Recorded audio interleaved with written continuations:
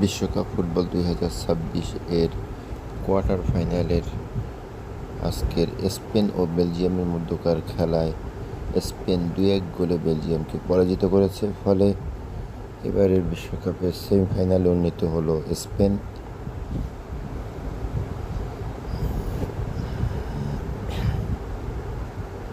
খেলার 30তম মিনিটে লুইজ স্পেনের পক্ষে গোল করেন, ফলে স্পেন 1-0 গোলে এগিয়ে যায়। খেলার 41তম মিনিটে ডি কেটেলারে বেলজিয়ামের পক্ষে গোল করেন, ফলে খেলা 1-1 গোলের সমতা বিরাজ করে।